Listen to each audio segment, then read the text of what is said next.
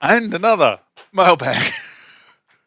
You're going to get sick of mailbags, honestly, but they are valid comments and they should be shared, and people should be able to, rather than read the comments, they should be out there. So remember, these are comments and questions that you guys leave on my channel, which I think are worth airing with a wider public.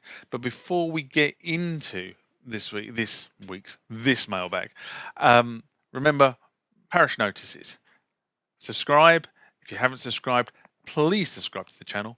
If you want to be notified about the stuff like this that gets posted to the channel, it's the bell icon as well. Consider supporting the channel. Yes, it's a charity. The address for the Patreon site is down below, as are the Instagram and Facebook feeds. I wholly recommend you go and follow me on those, because there's other daft stuff that I'm starting to do that's being posted on those, not on here. So now back to the main video.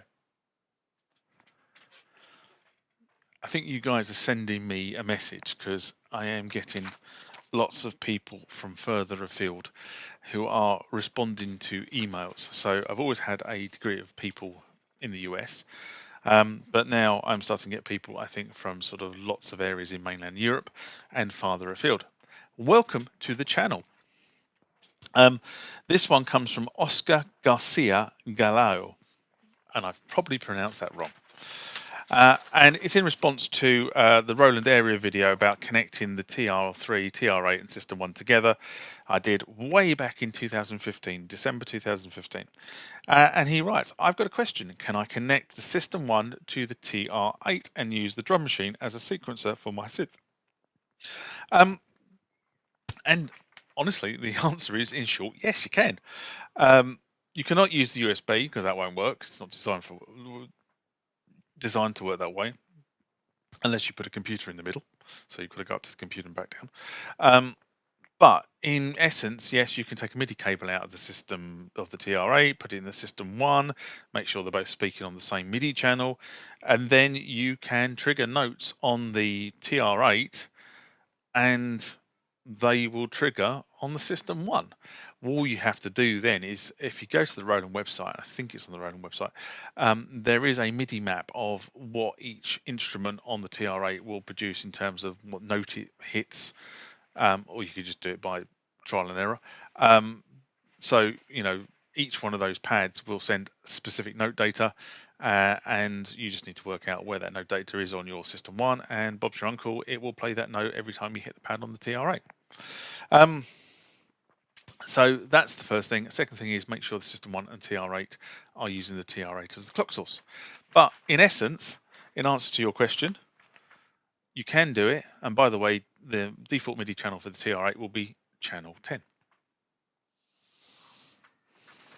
So, next one from Amano S. In response to the Roland System 1 firmware upgrade to version 1.3. I did it in January 2020. And he writes, guys, make sure you only move the bin file and not the whole folder onto the System 1. Good luck. Yes, the ARIA boutique update process is very easy, as long as you follow the steps precisely that Roland say you have to do. Things like, you don't copy and paste, you drag and drop, and you only drag and drop the bin file. You don't drag and drop the folder that the bin file was extracted from the extract file in. So I'll be a little bit clearer. So when you grab the file from the Roland website, it comes in a zip file. You then extract the zip file and it puts it into a folder, and inside the folder will be a bunch of other files, but one of those will be the bin file. Okay, and it's the bin file that needs to be moved onto the device, because that's the firmware update file. Okay, you don't move anything else onto the device unless Roland tells you to do so, and they have never said anything other than the bin file.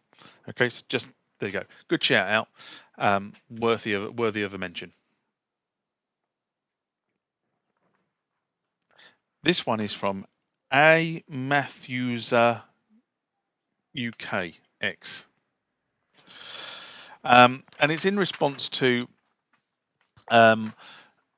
a System 1 factory reset video I did in, again, December 2015, which is when I got my System 1. And he says, anyone know how to get sound through a Windows 10 if possible when not using a DAW? I'm new to this keyboard. Keyboard defaults in, out, and override speakers, hence no sound. I really feel I'm missing something here. My default sound card is a Creative AE5. I'm connecting via USB, and from what I've read, the keyboard interface supports sound over USB. And it's a good question, and it's one of those things where, again, I've said before, I try to give you diagnostics, but it's very difficult to diagnose individual scenarios, especially when I don't own some of the equipment. So I don't have a Creative AE5, so it's a bit difficult to respond. But the basics are that the System 1 should present to the machine an audio input source. So you should, depending on how you've got your Creative AE5 mixer set up, you should be able to route from the audio in to the creative out. So you should be able to change the mixer. Now, some software manufacturers or card manufacturers or whatever it happens to be provide you with more functionality than others. Okay.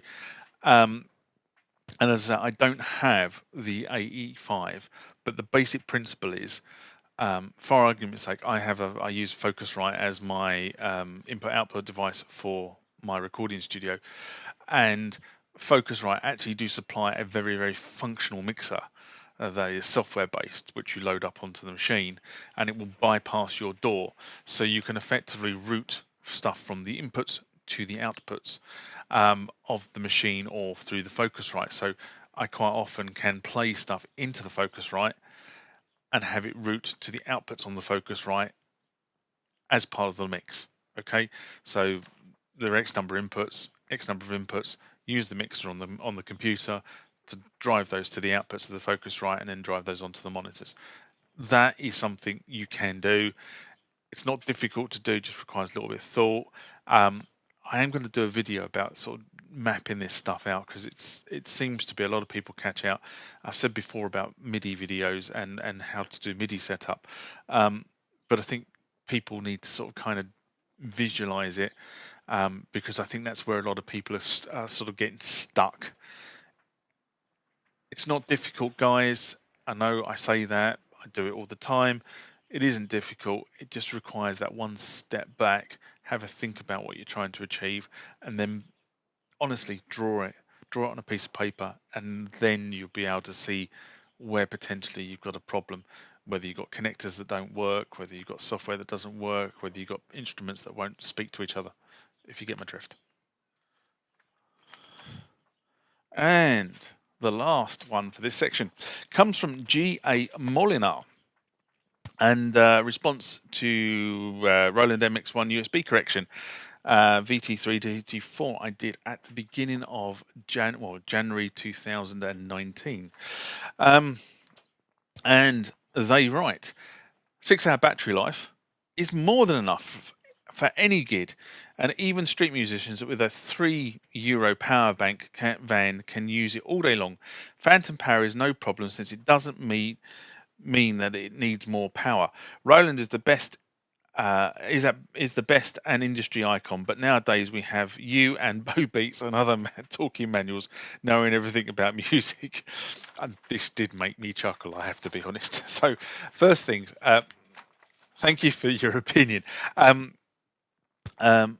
I have to disagree. I don't think I would say 6 hours is just about enough, but with sound checks, etc., it would be just about enough. And the reason I say that is quite often you will arrive, if you're a musician, if you're doing multi-sets, you'll arrive, you'll set up at some point in the day, you'll plug your instruments in, you'll run through a setup, you'll run through a sound check, assuming you do that sort of stuff, and then you go into your set. And typically you want to leave a lot of the stuff on, because you don't want it switching it on when you come onto the set.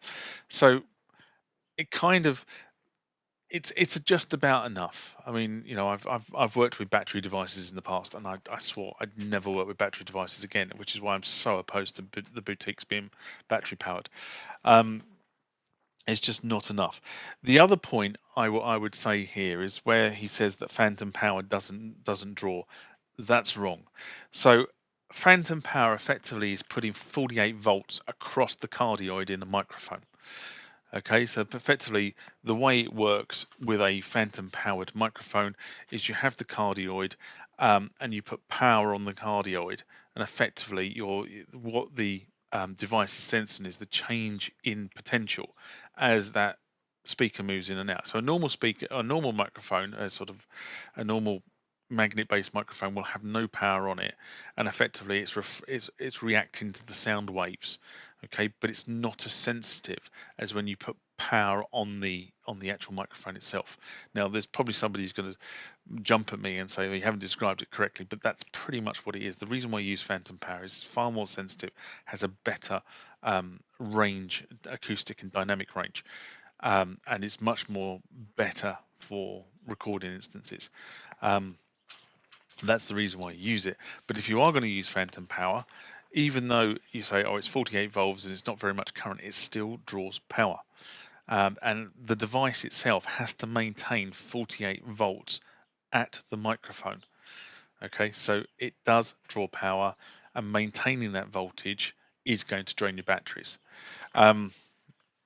Just think about it from this point of view. Your batteries run at 6 volts, and you've got to transform those batteries up to 48. You've got to transform that voltage up to 48 volts, and you need a transformer to be able to do that. And when you run a transformer, it doesn't matter what voltage you run a transformer, you always have energy loss. There you go. So it will have consequences. By the way, one of the other things I should say is I don't know everything. It's nice to know people think I do, but I don't, honestly, guys. But there is a community of people who watch this stuff. I know they do watch this stuff because when I do say something that is wrong, they comment. So there is a community of people here that keep me honest. But the way I kind of approach this stuff is a logical, sensible way to approach a problem. And if you can go through that logical, sensible way of approaching a problem, you can normally come to a solution. And that's how I do it, and that's kind of how I relate it to you guys. But that's it for today, I think. Live long and prosper. See you next time. Stay safe. Bye-bye.